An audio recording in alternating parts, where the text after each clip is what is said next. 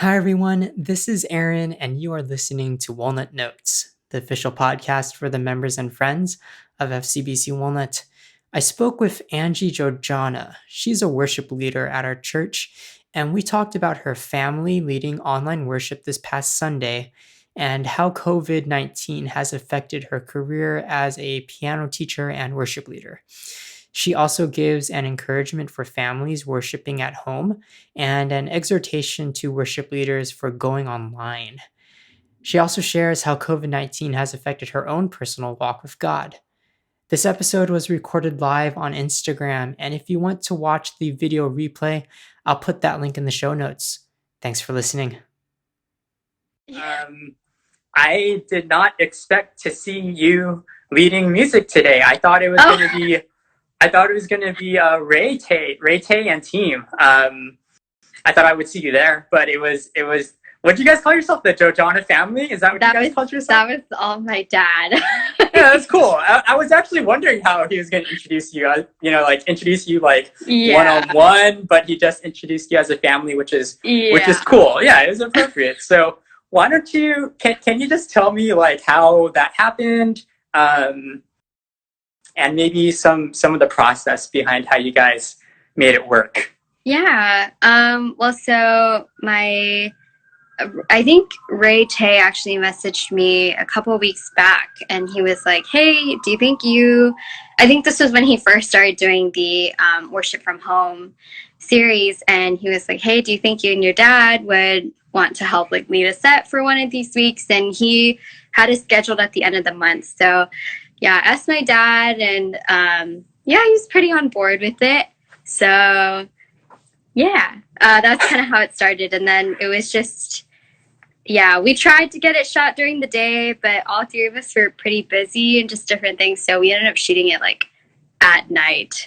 Oh, okay. Yeah, but that's pretty much how it is. It's just a simple request from Ray. So. And I'm glad you guys did it. I thought it was cool that that all three of you did it. It was you, your dad, and your brother, and you guys had multiple cameras. That was nice. How did you do that? There was one like on your keyboard where I was like, oh, nice angle. Yeah. So, how did you guys make that happen? Yeah. So basically we just had a phone on a tripod for like the main pan out view, and then. We got a GoPro like several years back, and we haven't really had too many opportunities to use it. So it was actually my idea. I was like, well, if you want different angles, or initially I thought maybe we could shoot the whole thing on the GoPro if you want because it's a wide angle lens. So if you want to make things easier, and then he ended up just taking it and just using it as kind of like a second angle camera. So that was fun. Yeah, no, it was so weird because every time I played, I would see it shake. I was like, oh my God. Like you're gonna knock it off, you mean? Yeah. Nice. Well, I don't know. I thought it was a good like thing to have. Like I thought it was nice to have something different. Who chose the songs? Was it like mainly your dad, or did you guys all collaborate on it? How did that work out? Yeah, it was mainly my dad who chose the set, and then we just kind of deliberated amongst ourselves. Okay, who wants to like take the lead more on this song? And Vince and I kind of like figuring out harmony parts and stuff. So yeah, it was pretty easy, I will say. Yeah, I think you guys have been playing for a long time. Obviously, being together as a family, that helps, right? So you guys are already cohesive. You guys are already gelling, meshing together. Was it weird to play like in front of a camera? I think for me, I was okay just because I've done it in other places, and it's kind of something I'm used to. I think for the other two, I think Dad just like mainly wanted to like focus on worshiping, so I don't think he minded as much. I think Vincent might have been a little bit more self-conscious, but I think overall it was okay. Like it's not like it was all up in our face, so we were fine. Like it was a pretty good distance away. Yeah, I thought it was great. You guys did wonderful, and I think it was cool how you did like actually. Yeah, you did have harmonies. You did have parts or like solo parts here and there. So it was a nice variety, I think, but still having that like worshipful attitude, I guess, like what you're saying. Yeah. I think it's good. So you said that you've done this before. Are you talking about like for your job or for school? What do you mean? Well, so at like some of the other churches that I've played at, they will normally live stream their services. So yeah, whether it's like sometimes there'll be cameras who are closer, and so they'll kind of get like closer shots of my fingers or something while I'm playing. But yeah, so that's why. Not Okay, really nice. at school for anything. Yeah. How has like this entire COVID process like affected, when you're leading out other churches or school, or even I guess your teaching career? Yeah. Well, in terms of for like playing at other churches, it's just kind of, I guess it's weird because we're not like live, like similar, like how when like FCBC does their stuff and prepares everything ahead of time, it's not like live, but we have to act and play as if it's live. So I guess that's the only thing. It's just like different times we have to kind of get in the zone as if people were there, but people are not there.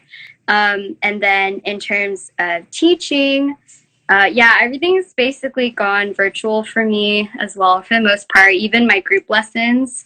So yeah, it's just kind of weird. I think I really thrive off of that in-person interaction.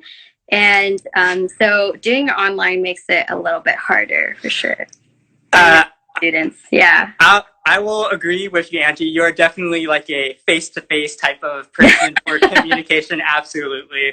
But I mean, I guess, yeah, it's good that you're still able to do, I guess, teaching, like, I guess, remotely, I guess, I'm assuming that you prefer it in person. Do you anticipate continuing online lessons, like, when this is all over? Like, would you offer that, or did you already offer it anyways?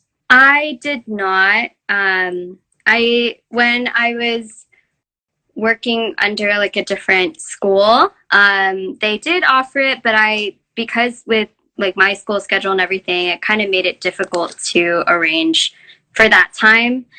So for leading up to this point, all of my lessons have always been in person. I don't think it's ideal. I do see the appeal in that it's like way more flexible. But I'm personally not a super big fan, but I can see that it works. It's not, yeah, like I said, I guess it's just not ideal, but I guess it does work. So I mean, it sounds like it works because you're making it work and you're a good teacher, so you're able to make it work. But yeah, I can hear you on that. Yeah, I can hear you that it's totally not ideal. And I think, Angie, that's why I'm glad that that I can talk to you about this stuff, because not only, do you know the worship leading stuff, but the entire like teaching, dealing with students, doing other churches, and even like you went through the entire school thing, so you have all this experience, all this knowledge to share, all this wisdom to share. What would you like to share with our audience, the people that are listening? Just any like general encouragement in terms of worshiping from home, or maybe words to fellow worship leaders about trying to do this whole online thing? What would you have to say? Yeah, I think it's definitely important, and I think it's such a good way to bring the family together. I think a lot of people undermine just how significant worship is to, I guess, the spiritual aspect of the home, and how singing together it's kind of a weird thing because people get so self-conscious about it, and it's like, oh, if I'm not a good singer, I don't need to be singing. And I think really just like encouraging it in the home, and for it to really be a thing, and for worship leaders who are kind of going back and forth on whether it's worth it to either record from home or doing like a separate recording like at church. I'd say go for it, as best as you can, like follow like in terms of the guidelines of like social distancing and everything, like maybe limiting the band and like kind of standing and spreading further apart. But there's a big difference when you see your own teams and your own worship leaders on stage and leading you in worship, instead of, I think like kind of what our church was doing in the past, where we would just like send these songs. And I see the value, and it's like the words are still the same, but I think it loses that personal touch. So I would definitely recommend for worship leaders to do it. And it's also a really good way for us as musicians to separate that time for us to worship too. I think when we're in front of people, it makes it a lot harder. But because it's just kind of like, like just you and whoever is with you, and like even like the tech people, or doing like what Ray did last week, where he had each of us like record individually, and seeing it all come together, like knowing that we were all going to come together in an edited video was like an additional bonus of, I am worshiping like with my peers and with my teammates. And so, yeah, definitely encourage it. That's really good, Angie. Maybe you personally, like how has this entire thing like affected you, like your heart or your walk with God? It's just really taught me a lot and helped me slow down. And just, it's allowed me a lot of time to just reflect on things that might have like blindsided me. Just like, let me see. I guess, one thing I've been learning a lot recently is how to be more servant-hearted, whether it's towards my family, towards friends, or other people. And I think I've been learning a lot, and I'm still processing a lot of the things, and like just praying about just those things that God is teaching me, and that He clearly wants me to change and to do a work in me in that way. And so I think it's this quarantine has been really refreshing for me. I know it's been so hard for some. Like our family kind of sees the other side of it too, where it is difficult and it is stressful.